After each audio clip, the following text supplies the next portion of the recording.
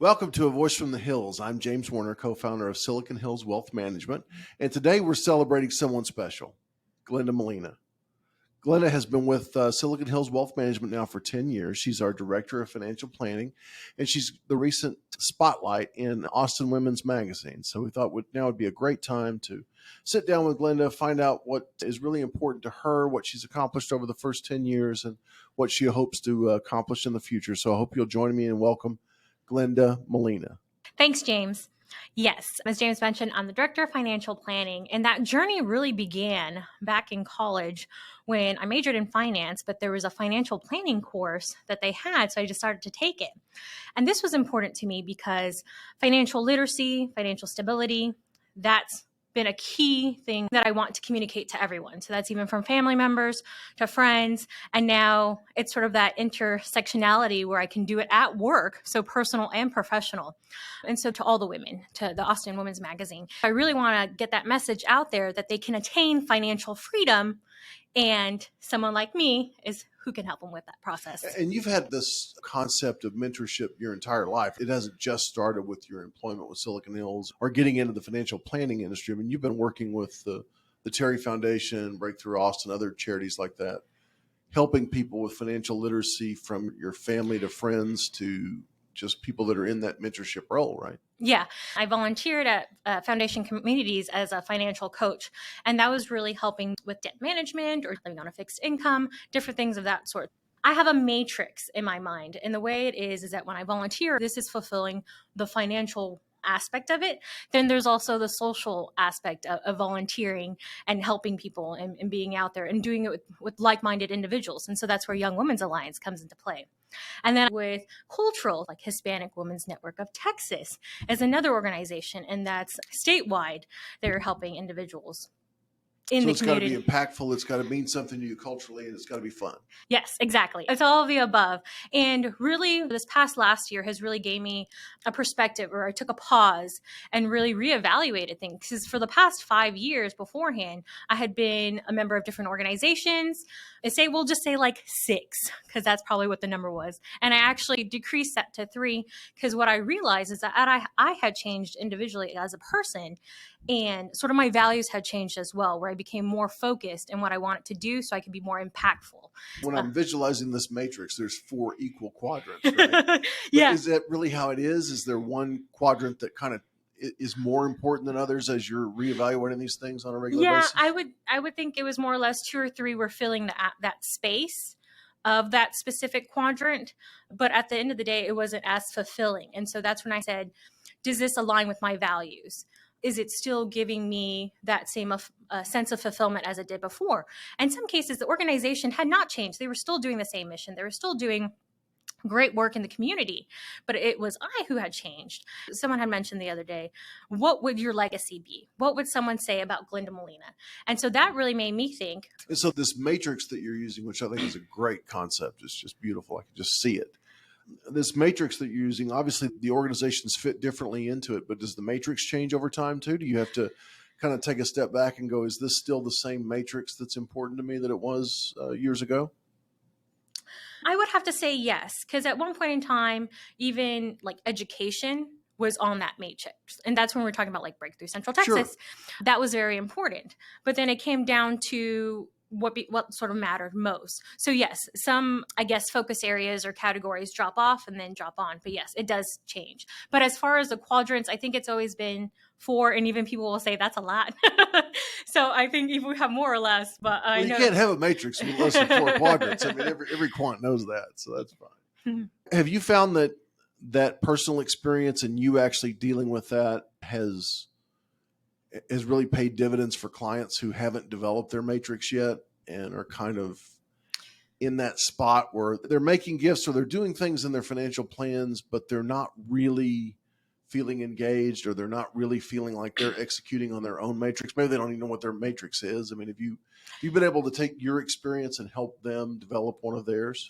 Yes. It was really eye-opening, because it was sort of aligning their passions, because we have the clients who will write a check to different organizations when they get that call. But I felt that the ones that actually knew about the mission, were involved in the community as like maybe a board member or even volunteering, they felt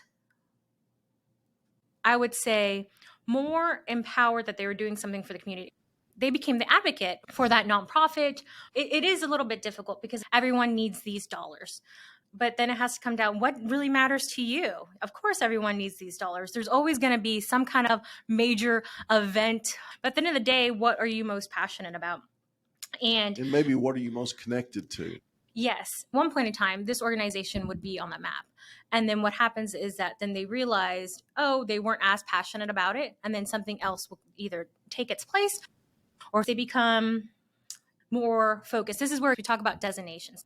So they'll give to this organization, but they may have like a child's rights initiative or some kind of backpack or mobile pantry initiative that focuses on their community or in this county or this certain area where they know for sure that there's a population there that's underserved that they can help and directly see those results. So I think that's where we get that sense. But it's like you said earlier, there's always a need. Yes. Yeah.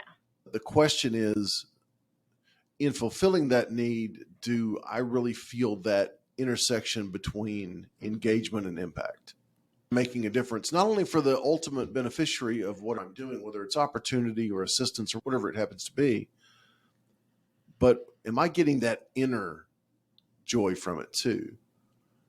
And I think that's one thing I learned from you is that that inner joy is really a hard thing to measure. And when a person actually gets it, it really makes a difference. And in one of our company retreats, you brought out joy as a core value of our firm. That was really interesting to me because I never thought of joy and financial planning in the same sentence, to be honest. Even though I enjoy it and get some enjoyment out of it, I never put those two together. What made you put joy at the center of your value proposition? Joy, it's because when people are going through the financial planning process, they may feel that it's boring, mundane, all these negative connotations with it. And I wanted to change that narrative. I wanted to say, no, this process is joyful. At the end of us building your financial plan, you will have that peace of mind or be joyful because then you'll be able to accomplish your goals and have more time to do XYZ, whatever is important to you. Going back to the narrative of that experience being joyful, it's just to have fun. I like to say, put the fun in financial planning. And that's just because if I can see it on your face, if you're not enjoying this experience, then we're both not going to enjoy it. But like, if it's something that it has to get done and you have to do it, let's collaborate. Let's work on it together. Let's make this a fun activity and or you put your own spin on it. Meet me halfway. If we need to work on visuals, if you need me to present it in a certain way, then I'll do that. If you like written, if you like paper, it's just that method of how we can get that accomplished so that they can find some kind of joy in that process. But do you find with some people that they come in thinking financial planning is serious business? And I need to be serious. If I'm having fun, I might not be doing my best work. How do you deal with those curmudgeons? We do. Yeah. I was like, we do have the ones who come in with their binders full of information. But I think with those, I try to take a pause and really analyze, why are they doing this? At the end of the day, what are they trying to accomplish? What is that goal? You're working so hard, but what's the purpose? I help them with that journey of trying to find that fulfillment. And we have our special tricks and tips to help them along that way. Yeah. And with those people who are totally serious about the financial planning aspect, sometimes one of the more difficult things to get them to do is actually share their story. And I remember you talking about what an important component that was to you and how that really helped you engage with a client is when they helped you understand their story, because you felt like when you understood their story, then you could utilize your talents in that CFP realm to really attack something that was tangible instead of trying to find what was important. Can you kind of let people know who are listening, what's the importance from our side when we're sitting on our side of the desk? What's the importance of that person really sharing their story to the extent that they can? I want to be part of that process with you. I want to help you accomplish those goals. I want to know about your grandchildren. I want to know why you're doing education planning, maybe starting a 529 plan, because maybe you have an alma mater that you want them to go to, or maybe they inherited X amount of money and they have a charitable planning journey. They want to carve out some of that money so that they can help organizations, or they want to help someone in that area. But the reason that the story is really important is because that's how I become passionate about it. I want to help you succeed. Do you put yourself as a character in the story once you hear the story? Yes. I feel like I'm that guide. It's Glenda the guide. And I'm walking along that journey with you, and I'm here to provide that guidance. And even if I may not have that answer right away, I know someone that may be able to help you. And then that's what we do here at Silicon Hills Wealth. We guide you through that process. And I've seen intergenerational. So it's from the grandparents, parents, and then the children. And as they get older and start their own personal wealth journey, we help them. And we have their history, that family history that's there that really helps me lean upon it. And then when I hear the different stories from, say, mom, and then I hear the son story, and I'm like, oh, now it makes sense. It's because you came from East Texas.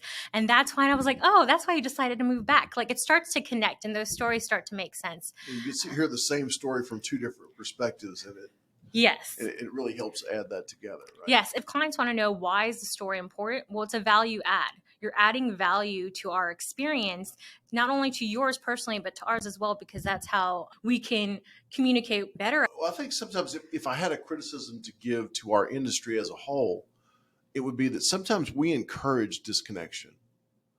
How so? Sometimes we encourage clients to say, oh, you don't need to worry about that. Or, don't bother yourself with that. That's what we're here for.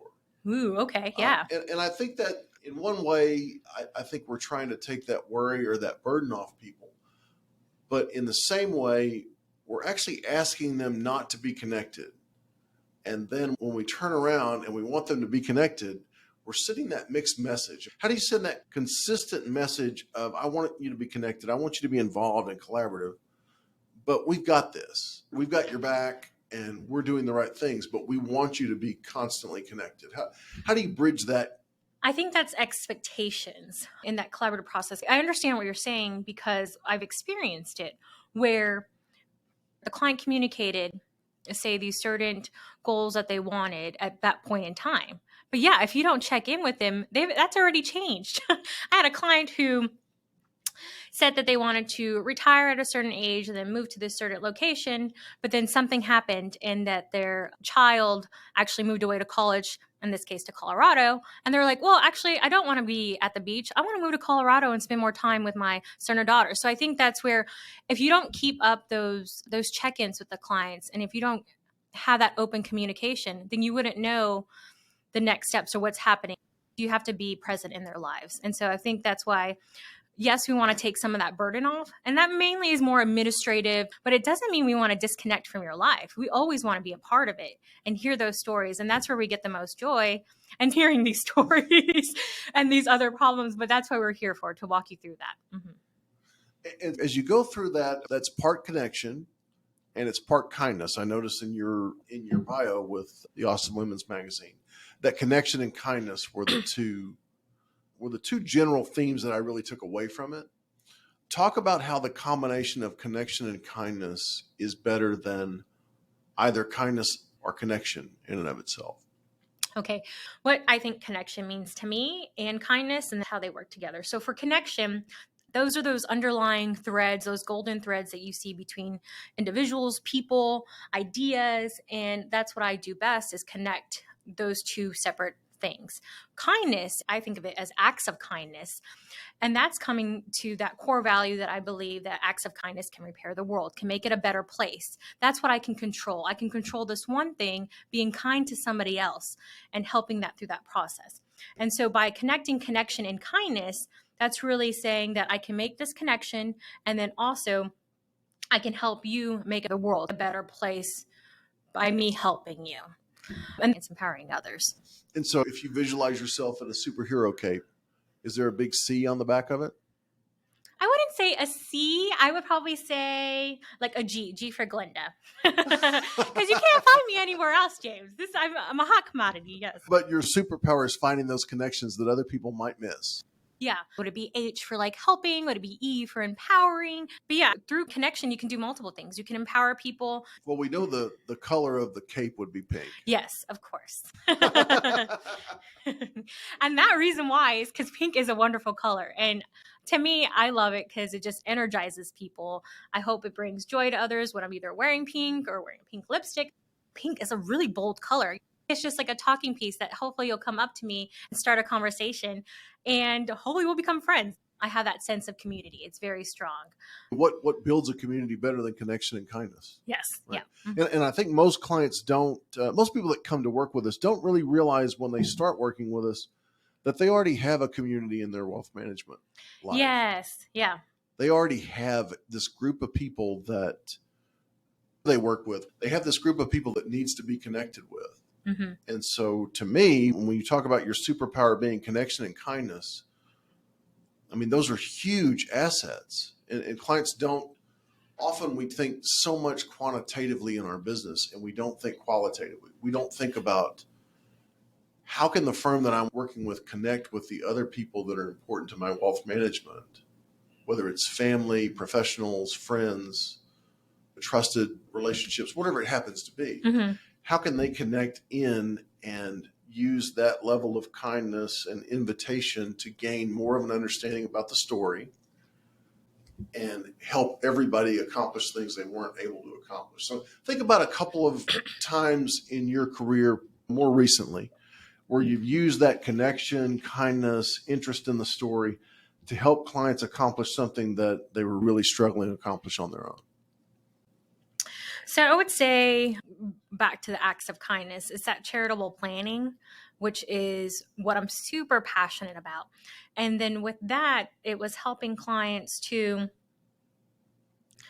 narrow down their mission statement. There's so many organizations, finding that mission, what they're passionate about, and then building a program around it so that they could leverage their gifts in multiple ways. And that background really comes from what we have mentioned before, which is the Terry Foundation. The Terrys themselves had a legacy that multiplied between all these different individuals within the state of Texas. And even at one point in time, one of my past coworkers was a Terry. So I think it's the same element, is that I feel that all of our clients have that ability to have that legacy, to make that impact. And so we try to do the best. So in this case, it was a charitable planning. I know in another case, it's right now, it's just they're right about to retire. They probably have a year or two left. And then it's also helping them think through, after they retire, what do they want to do with their time? And people always think, okay, gardening. But yeah, we sort of have that direction and be like, okay, what about gardening? Or even, is it gardening or is it something about sustainability? Maybe it's food related. Then I start to bring new ideas to them, like the Central Texas Food Bank. So we try to make those connections to make them feel, even after they retire, that they have some kind of new thing or new purpose that they can do. Because for a lot of people, work is their number one purpose. Because work provides that structure that people can look back on, or is it work providing the monetary, sustainability for the life that they want to live currently or live in the future? Why is work such a strong focal point for most people that we work with? I think to your point, it's that structure. It's that day in, day out. It's something that they have to look forward to. It's that future plan. So I think after retirement, people are looking forward to traveling, but then after they're done traveling, what do they do next? We help them work through those new passion projects, and then how can we help you accomplish that? One of our clients, they're doing like Airbnb, where they're going to rent out eventually an old caboose or like this old train. Yeah, and we can retire from our job, but retiring from entrepreneurialism and retiring exactly. from that active mindset is not something I ever want to retire from.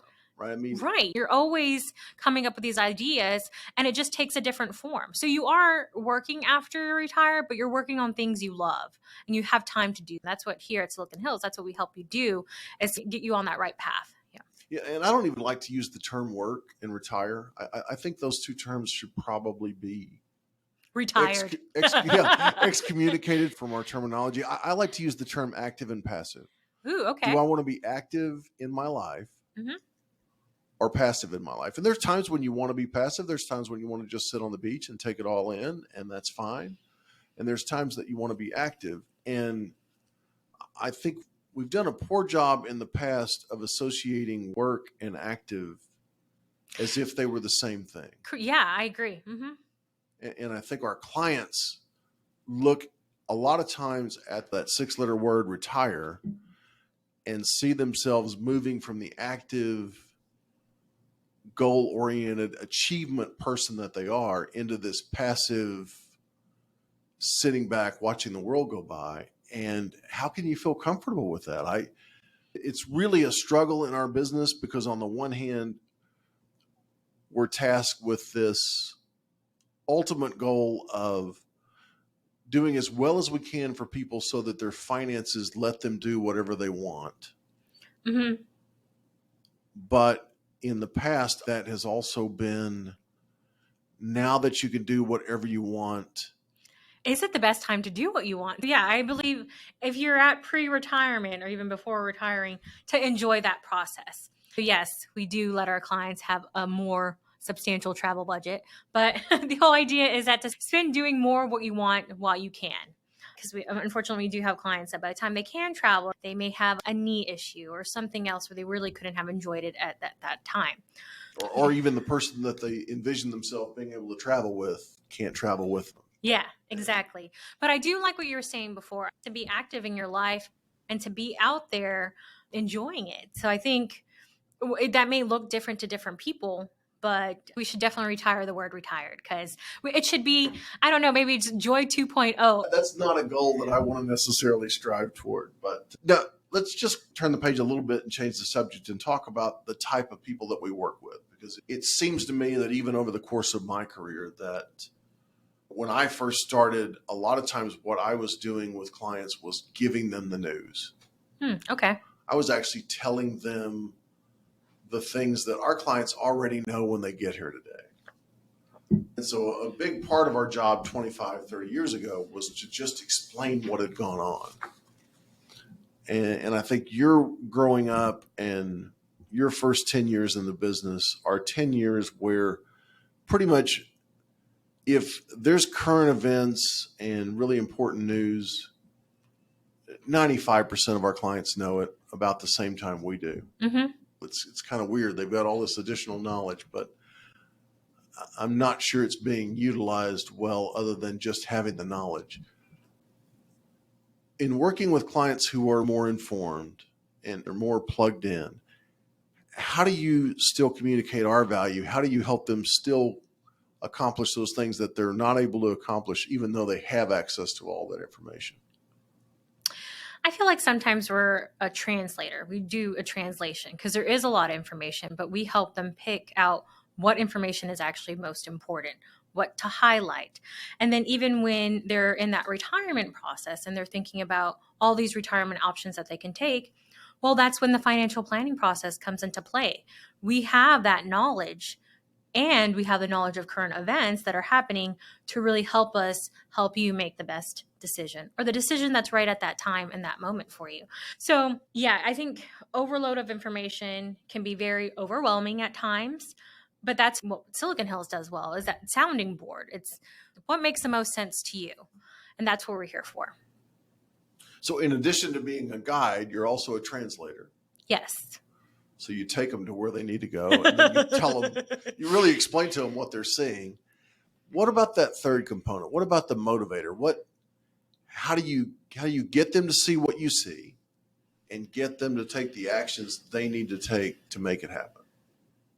That's a little bit harder, because I feel like sometimes there's either like a rhythm or a mood, or it's timing. So I think it's finding that right time to have those conversations when the client or you even as an individual are receptive to that information. And normally normally I like to tell clients, when you're ready to talk about this, I'll be here and I'm available. Because sometimes they're either bogged down or there's this like fog. There's something that their brain is not receptive to having those answers given to them at that time. And I understand that. And it's letting them know, I'm here, I'm patient, and I will be here for when you are ready to have that conversation. We really love our clients to be collaborative with us, to be honest.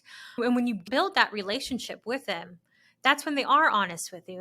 You talk about the story. They're unveiling their story to you a chapter at a time.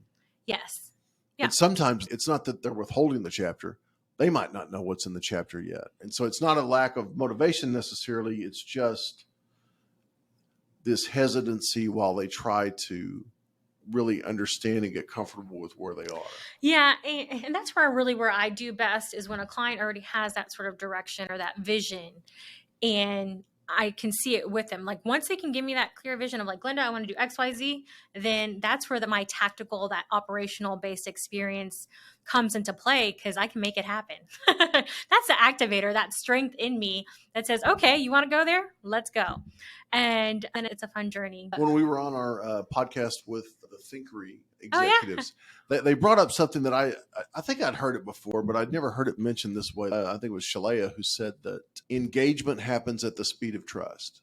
Oh, yes. Yeah, I firmly believe that. Mm-hmm. And they also talked about trusted partners helping start or build a foundation for that. And so as you're going through and you're trying to motivate, you're walking that fine line between patience and motivation, right? Between collaboration and instigation. I mean, you're holding them back and pushing them forward and holding them back and pushing them forward. How do you know when you push too far? How do you know when you're holding back too much? What's the sign? Yeah, I can see that because even your previous question was about motivation. I'm always a cheerleader. I'm always here to motivate, and I'm always here to get them to that process. But I think what I do best is those series of steps, those little wins along the way. And I think that's how we can move the dial. So for me personally, it's just taking one step at a time and then getting there. And so that's how we go through that process. But it's really, like you said, it's at the speed of what the client wants to do, but I still want to help them achieve XYZ. So yes, I will be a little bit pushy to do XYZ if they need to, but I wouldn't say pushy. It would just be friendly reminders. Well, sometimes as a guide, you walk a little faster ahead of them. Yeah. Kind of speed them up, right? Yeah. So the other part of that that's interesting to me is when you talk about those little steps, how do you go back with the client and celebrate those small wins? How do you go back and remind them? Sometimes with a lot of our clients, they see this big picture goal. They see where they're starting, and they don't see all those steps in the middle that you see. Mm-hmm. And so until they get to the end, they don't really feel like they've accomplished anything. Oh, but they have. How do you let them know they've done that? And once you let them know and they understand it, how does that help them get to that ultimate goal? That's where that joy and that fun and financial planning part of it comes into play, because I tell clients, or when they've achieved something, I congratulate them. I say, wow, you've done an amazing job.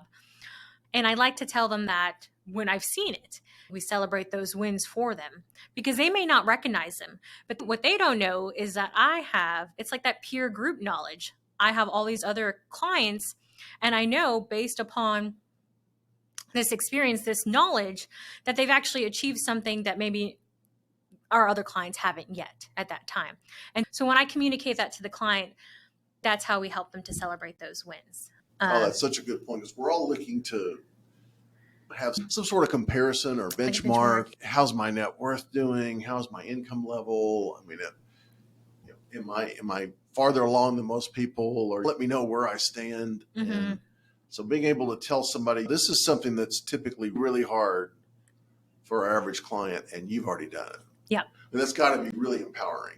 Yes. As we start looking forward, I mean, obviously you're director of financial planning now, and the industry changes, it gets more dynamic, and the people get more dynamic every day. But what do you see as the future of our industry? Where do you see our industry going, and where would you hope to push our industry if you had a seat at the table to help drive that train? I think it's that opportunity for all individuals, not just high net worth individuals, to really take advantage of financial planning, financial literacy, and becoming financially stable. I think that's where I would like to see it. I know we do pro bono sometimes for different clients and different things, but really everyone should have the opportunity to have financial freedom. You would look at financial planning as a basic human right? Yes. And it should also be financial literacy. I don't know where it disappeared in high school curriculum, but a lot of kids, like the students that I work with at the Terry Foundation, it's not a component that they learn. And I think we really need to put that in our education system. It's just financial 101. What does this student loan mean to me? What is that interest rate? Like all this different information. Do I take out credit cards? How do I get my first car loan? It's just important information that if you're established, or if it's established correctly in the beginning, you'll have more financial success in the future. Whereas those first initial stages can be very detrimental to people. And do you think that's going to take place in a traditional community setting? Do you think it's something that has to be reemphasized in public schools? Is it something that has to be reintroduced in a sociological setting? Or is it something where the next generation is going to be engaged on a platform, be it Substack or Reddit or something like that, and that's how they're going to get their financial literacy? Yes, I think it's somewhat happening now. And that's just like you had mentioned, that prevalence of information, even YouTube videos where you can find like how to create a budget 101. It's just that information is available. So I think, yes, in the future, it would be something that's dispensed somewhat like the way YouTube is, just to the masses, where all this information is available just like by click of a button. So I know with some of the new name, image, and likeness legislation that's coming forward for the student athletes in college, that in many states, part of the ability to receive those benefits is to go through a financial literacy course. Mm-hmm. And it just really stunned me that on the one hand, financial literacy is going to be this basic component of being able to participate in this program, but yet the vast majority of students who are never going to be athletes or compensated for name, image, and likeness, but who are still going to have careers and still going to have, financial literacy is still just as important to them. Mm-hmm. That's not a major component. Why isn't financial literacy right up there with government and history and everything else? I've never really understood why that wasn't. Yeah, I'm not really sure. And then I think that's where I even helped like organizations, like did a presentation. I called it Benjamin's 101, but it's just to go over these basic facts and even like your FICO score. So people don't even know how to understand it, or what does it mean? What are the different inputs that create that score? So yeah, I'm not really sure, but I think what I mentioned before is that act of kindness, that volunteering, as long as we're volunteering, where we can do those steps. But we definitely can do better. Well, financial literacy is a very subjective thing. I mean, for our clients, most of our clients are what would be labeled as high net worth or ultra high net worth. Mm-hmm. And so their concerns for their children are a little bit different. I mean, they want their children to understand financial literacy from the component as an investor and as an estate planner and as a charitable participant in the community. Those sorts of things. I remember when I was growing up, we were probably low income, but I learned a lot of things about financial literacy from my mom, but none of them were about investments. I mean, I could tell you how long a payday loan was. So financial literacy is such a different thing depending on your reality. How do you take what's a subjective or maybe a very targeted reality for people and expand on it? How do you get somebody who grew up in my situation to be interested in investments? And how do you get some of the ultra high net worth generation to be interested in payday loans and renters? That is a really difficult question, because it's the interest and well-being of other people, and that is a bit difficult. But I think for the reverse, for the lower income investments, it's just what opportunities does that provide? And then if you're already high income, or if you already have that legacy, that family wealth, then it's hopefully imparting that wisdom of what those dollars can do for other people, that impact that it can make. I think we've seen it maybe in a few cases where, college funds set up through that Uniform Transfer to Minors Act, where they've let the minor have more of an access into the management of the account or things of that nature. Still seems to be fairly limited. And most of that education seems to be coming from home, seems to be coming from mom and dad. I have noticed with the Gen Z and younger generation, I'm not sure they're formally getting financial literacy, but they seem to really be more financially literate than they seem to have access and understanding of more of it. And I'm not sure if it's just the prevalence of information or what. Yeah. And it may not be investments. What I've been seeing is that prevalence in like real estate. They're making real estate purchases and rental income. They're getting properties, renting them out, and making an income that way. So they are doing it, but in a different way. And so if we look at clients in a broad base, we've had a group that when I first started in the business, they worked at the same company for 15 to 20 years. They would have some expectation of a pension. Mm-hmm. And then that kind of translated into people that probably didn't work for the same company for 20 years, but they might be in the same industry for 20 years. And instead of having a pension, they might have a 401k or some other kind of company benefit that was portable that they carried with them. And now what we're seeing, it seems like more and more, is people creating their own industries within an industry. They're not staying with the same quote unquote company for 5 years or 7 years, or even staying in the same industry. They're getting in that industry and really with side hustles and just And gigs different ways and gigs and the way they're doing things. Am I overstating that, or is that a huge trend that you see coming forward? If we look ahead 20 years, are we going to see anybody still living that traditional financial planning lifestyle? I think so, because what's going to happen is that being that entrepreneur, going out there and having the different side hustles, that can at some point be exhausting. So I think it'll be like a rubber band where they'll flex those opportunities out there, but then they're going to snap back. As you know, pensions are disappearing. And so people are going to want that guarantee. But the thing is, they also want that freedom and that flexibility to do what they want. There's so many opportunities. People are really doing two things.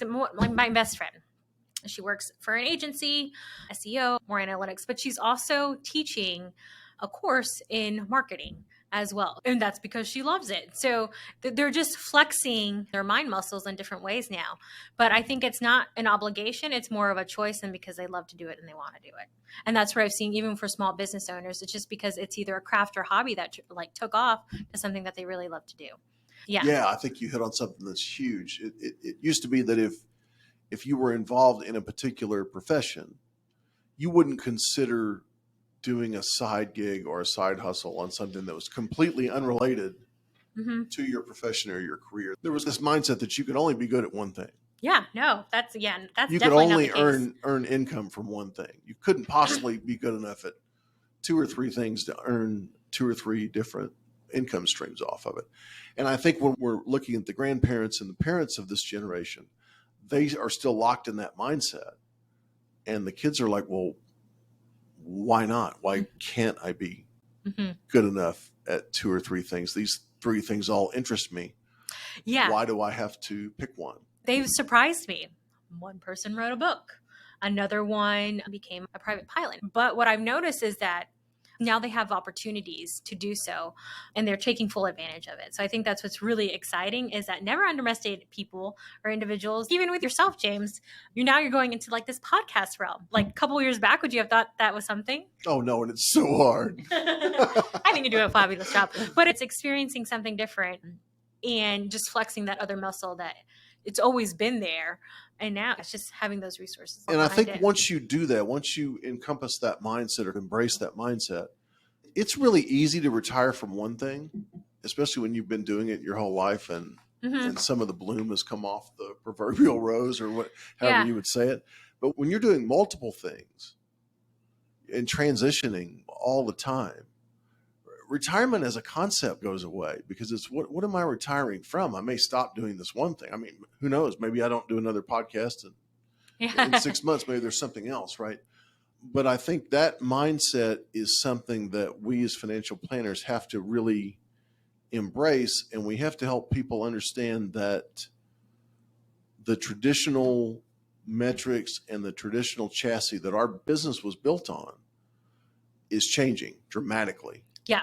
You had a conversation the other day too, where it's like, well, I'll retire from this job, but do you think I can actually be a consultant or do XYZ and get this amount of money for it? Why not? There's no defined line anymore. That's where we're empowering other people to be confident that they can become a consultant and do XYZ or do what they want to do. Well, and I think if we're being honest in terms of our industry and how if we look at our industry 40, 50 years ago, it was very segmented. And you had your brokers. They were the people that you went and bought stocks and bonds through. You had your insurance advisors. They were the people that you went and bought your life insurance and health insurance from, and on and on and on. Everybody was very segmented. You did your thing, and that was it, and you didn't cross lines.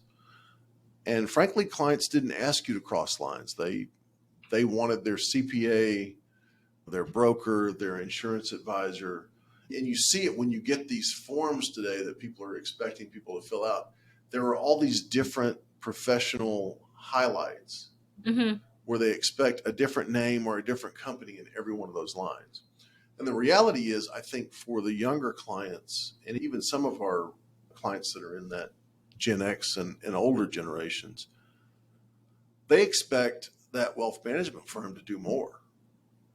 They don't expect necessarily to have a separate life insurance person or a separate investment person or a separate accounting person or a separate career advisor.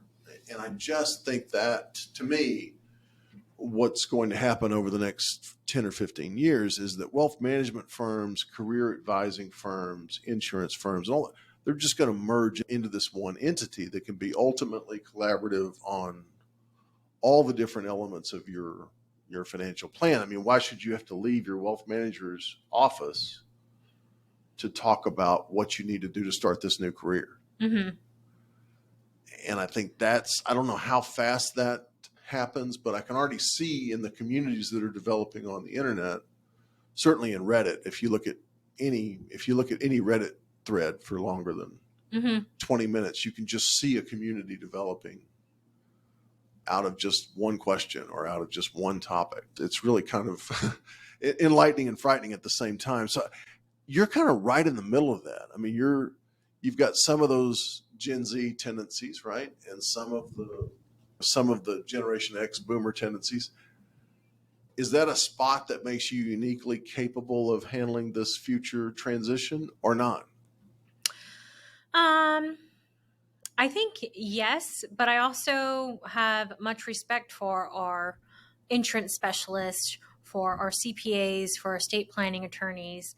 I understand your concept of saying it should just be on one place and that you trust that one individual. But it's that development of thought, that back and forth, meeting with your different other professionals, your center of influences, those trusted network, that you get more ideas and better ideas when more people are thinking of this one solution for you. And that's where you learn, and it's that collaboration. So I actually like when we're actually separated. There's so much information for us as planners that we're learning every day. And I think it's best when you have your other experts that you can go to, because then they specialize in that one area. Experts are definitely important. So you're saying there's still going to be a lot of value in that community, maybe more so than trying to bring all that community in-house. Yeah. If that community is to remain prevalent, and if I think we do agree on the fact that the client is going to be, their expectation is going to be that community is working together on their behalf. Yes. Right? Whether it's in-house or. Yeah, I think those different ideas that you can get just with meeting. I guess that's my sense of community, James. I just love meeting more people and knowing more people. So, yeah. Well, and I think that takes us back to connection and kindness, right? Because if that community is the primary role for the client that's seeking financial advice in the future, and if the connectedness of that community is the real value proposition, yeah, then it's that connection and kindness and finding willing partners to share their expertise and share their credit and work together on behalf of the client is really where that would be a heck of a place for our industry to be going. If that's where we're going, I'm happy to hear it. So we'll see. Personally, what over the next, if we're having this discussion 5 years from now, what do you hope you'll be able to tell me then that you're not able to tell me now? Good question. I think hopefully more financial planners that are women, as well as women of color. Personally, even outside of investments, just your own personal goals for yourself. My personal goals for myself is really having more time to travel and to enjoy, like more working like remotely, but in different exotic locations, which I think we're working on. I've added that to our plan. Our strategic plan is just being flexible and being able to do your work that you love to do, but from wherever and not necessarily just from that main office. Yeah, finding the right environment where you do your best work. Yep. And if that environment happens to be on the beach in Hawaii, well then that's just where it is. Exactly. And I think that's where COVID really pushed us to that, being able to, through Zoom and through virtual meetings, being able to offer that service anywhere. That's what's really exciting. Because at the end of the day, I love financial planning. It's taking that story and developing the plan off of it. Yep. and it's doing so with joy, and Mhm. you provide that joy through connection and kindness. Yep. And at the end of the day, it's all about our clients, because that's where I have the most fun, obviously, is working with our clients, helping them to achieve their goals for their family and just their overall personal goals too. I get so much fulfillment when they succeed. That's why I'm in this business. See everyone Well, shine. Glenda, thank you so much. And I just would encourage everyone who's listening to check out the next edition of the Awesome Women's Magazine to see Glenda. It's a fantastic photo and a fantastic hour that we spent learning a little bit more about you and what you think and how you see the future of our business and your part in it. So Yeah. Thanks, for James. joining us. Bye.